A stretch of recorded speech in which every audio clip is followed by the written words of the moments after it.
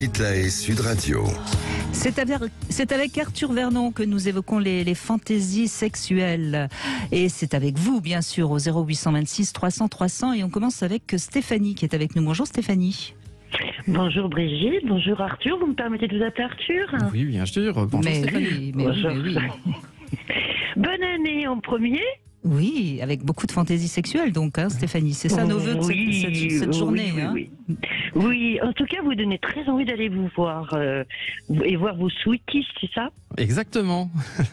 Il y a des hommes et des femmes en sweeties, je sais pas, je pose la question. Oui, c'est une bonne question. Alors, sur Sweet Paradise, on a prioritairement en fait des sweeties femmes qui sont tout le temps présentes, et on peut avoir des sweeties hommes, mais il faut prévenir à l'avance de façon à ce qu'on puisse les faire venir. Parce qu'on sait que généralement, statistiquement, en tout cas, les sweeties femmes, d'ailleurs, il y a des femmes aussi qui sont très contentes d'avoir des fantaisies réalisées par d'autres femmes. C'est parfois un petit peu moins, on va dire, engageant. Tous les goûts sont dans la nature. Exactement. En fait, je crois que votre témoignage, vous avez envie de dire que vous avez été parfois déçu par la réalisation d'un fantasme, hein, Stéphanie. Disons que il y a fantasme et effectivement fantaisie. Je pense que c'est important de faire la différence, dans le sens où moi, tous les fantasmes que j'ai réalisés, je les ai faits. Et je les avais pas vraiment mentalisés en fait avant, puisque bon, il y avait un acte sexuel ou très érotique, et après j'ai voulu remettre le couvert et puis ça marchait pas. Il n'y avait plus le goût de la nouveauté. Absolument, mais ça c'est justement d'ailleurs le danger de vouloir absolument tout réaliser, parce qu'à un moment donné, il n'y a plus grand chose qui nous excite puisqu'on a tout fait. J'en sais quelque chose. Oui.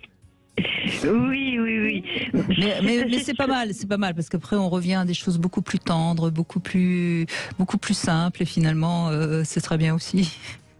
Après on sélectionne dans nos fantasmes, quoi. On devient plus exigeant. Alors que quand on a des fantasmes qu'on n'a pas réalisés, c'est vrai que rien que d'y penser, ça excite. Hein. C'est déjà excitant. Oui. Il y a eu un film justement qui avertit sur ces limites-là. En tout cas, je l'avais vu assez jeune et ça m'avait donné une indication dans ce sens. C'est le Salaud ou les 120 jours de Sodome de Pasolini. Ah, oui. Où vous avez des messieurs qui s'isolent dans une campagne avec plein de jeunes gens pour réaliser leurs fantasmes, et on voit que leurs fantasmes sont tout simplement répugnants. Et c'est vrai, on se dit, mais comment peut-on en arriver là ? Et je pense que la réponse, c'est effectivement, au bout d'un moment, on réalise des fantasmes, et puis on va plus loin, et puis ça devient n'importe quoi. Ça a été d'ailleurs l'escalade de la pornographie, hein, qui aujourd'hui elle est arrivée au bout du bout, et on voit bien que quelque part, il y a presque un retour, ou en tout cas une demande de choses plus soft. Hein. Tout à fait. Je pense que quand on regarde la production pornographique majoritaire aujourd'hui, on sent qu'il y a une évolution entre, on va dire, les 5 dernières années et aujourd'hui, avec un développement de produits, de films pornographiques de meilleure qualité visuelle et certainement moins, entre guillemets, hard que ce qu'il y a pu avoir au préalable. Et le succès de Vox, hein, qui est de l'audio érotique, le prouve aussi. Hein. Exactement, il n'y a même plus besoin d'images. Voilà. Le son suffit parfois. C'est pour ça que c'est important de bien comprendre ce que c'est que la fantaisie sexuelle, le fantasme, et de pas se sentir obligé, pour soi-disant être libre sexuellement, d'aller faire plein de choses, quoi. Exactement. S'écouter et puis le faire un petit peu sans se mettre de pression, le faire un petit peu comme ça au gré des désirs. Mais quel est le fantasme, justement, Stéphanie, que vous avez réalisé, qui après n'avait plus du tout sa saveur ? L'ascenseur. Ah oui, l'ascenseur. Ah, c'est drôle. L'inconnu dans un ascenseur. Et oui, bien sûr. Et oui, et après, et ce qui est relativement, on va dire, excitant, c'est de remonter dans le même ascenseur et qu'on se retrouve toute seule. Ouais. Et là, on se dit waouh. Mais voyez, quand même, d'en parler, il y a quand même quelque chose qui reste. Ouais. Vous êtes contente de l'avoir fait? Ah oui. Et c'est très étrange quand après on est toute seule dans l'ascenseur. Vous avez un monsieur qui rentre et qui vous dit quel étage, mademoiselle. Et là, la première fois, juste le après septième, monsieur. juste après, j'ai rougi quand même. Hein. Le mec a dû me dire, mon Dieu, qui c'est celle-là? Mais c'était pas grave. Je me suis dit, il vous a pris pour une femme très prude. Il vous a pas du tout pris pour une femme qui avait fait l'amour dans l'ascenseur. Rassurez-vous, Stéphanie. Ça n'existe pas, ça. Mais non, c'est dans les films. Ah oui. Et surtout que c'est un petit peu technique l'ascenseur quand même, parce que généralement, ça dure pas forcément très longtemps avant que les portes s'ouvrent, se ferment. Vous aviez bloqué l'ascenseur? Quelles sont vos astuces? Non, c'était dans une grande tour, dans une très grande ville. Et là, à Paris, vous devez avoir des grandes tours, c'est bien la Défense, non? Ah oui, voilà, il faut aller à la Défense pour réaliser ce fantasme. La tour Montparnasse, ou même Porte-Maillot. Oui. Il y a ce qu'il faut à Paris, c'est vrai. Oui. Et oui. Après, il faut s'organiser un minimum, et puis bon, faut y aller. Mais c'est vrai que... Mais c'était avec un inconnu en plus? Ouais. Quand même, Stéphanie. Mais alors, racontez. C'est tous les défauts. Non, mais racontez-nous, c'est-à-dire vous rentrez dans un ascenseur avec un inconnu et vous lui sautez dessus, c'est ça? Non, disons que ce qui s'était passé, c'est que j'avais été frustrée par mon camarade du moment. Et il habitait une énorme tour et j'avais claqué la porte et j'étais frustrée psychologiquement, mais j'étais surtout frustrée sexuellement, quoi, en fait. Et là-bas, un beau mâle qui rentre, je me suis dit, mon Dieu, un beau steak, là, j'ai faim. Et ben j'ai mangé, tout cru. D'accord. Mais donc vous avez quand même été celle qui a provoqué l'acte sexuel, si je comprends bien. Oui, carrément, ouais. Carrément, oui.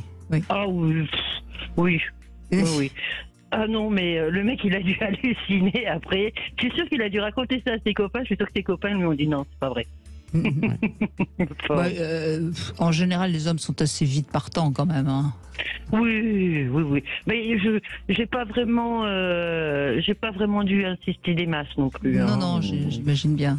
Et donc là, en fait, c'était presque sur un coup de tête. Il n'y a pas eu vraiment de préméditation, alors que c'était quand même un fantasme que vous aviez depuis déjà un certain temps.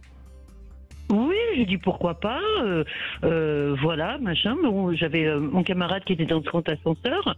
Bon, c'est clair qu'avec lui, ça n'aurait pas été possible du tout. Mais après, bon, avec quelqu'un d'autre, sans problème. Après, il faut trouver le bon partenaire, c'est tout. Mais alors, ce qui était bien, c'était parce que c'était excitant le contexte ou parce que c'était en plus, en effet, un très bon steak? Non, ce qui était le plus excitant, c'était la surprise. C'est ça, oui. Et puis de manger quand on a faim, d'assouvir ses désirs, tout simplement. J'ai envie de ça, d'être relativement égoïste et de prendre ce qu'on a à prendre, de voler même de ce qu'on a à prendre. Et vous aviez retenté ensuite, après l'expérience un petit peu, en ayant peut-être un peu moins faim parce que vous l'auriez anticipé et donc un peu prémédité, ou alors vous avez dit non mais en fait, non ça marche pas? J'ai essayé, effectivement, j'en ai parlé parce que c'est vrai que un truc comme ça, je pense pas que ça se fait tous les 15 jours, hein. Mais j'en ai parlé avec un camarade aussi, mais on l'a fait, mais c'était moins. Pourtant, en plus, on l'a fait. Ouais. Oui, et on l'a fait dans le même ascenseur en plus. Mais bof. Oui. Mais le contexte, ce que vous racontez, c'est que c'est un coup comme ça. Vous aviez faim, vous étiez, il était là. Il y avait peut-être la rage. Il y avait un côté très animal en fait. Hein. La rage de vraiment.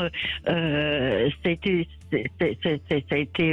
très rapide, mais ça a été très fort, quoi. Mais c'est bien, Stéphanie, parce que vous voyez, moi j'aime bien entendre des personnes qui sont capables justement de laisser aller leur pulsion, comme vous dites, un peu animale, primitive, et d'oser faire, parce qu'il faut oser quelque part, quand même.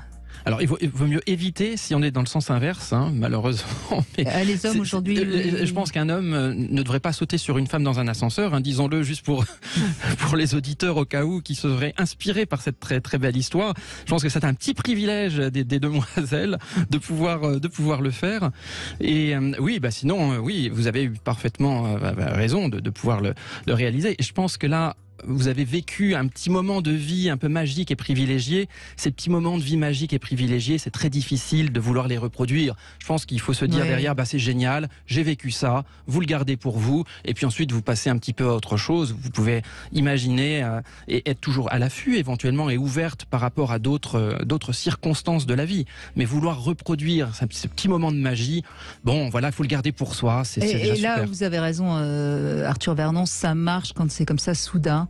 Dès qu'on essaye d'anticiper et de préparer, finalement, ça tombe quand même plus souvent à plat. Tandis que là, c'était en effet dans le délire d'une circonstance particulière. La magie du moment. Merci Stéphanie, en tout cas. Merci de ce témoignage très sympathique. Et puis vous aussi, vous pouvez, si vous avez quelque chose comme ça à nous raconter, on est preneur au 0826 300 300. Dans un instant, c'est Julia Palombe qui va prendre la parole. Et puis, on se retrouve tout de suite, bien sûr.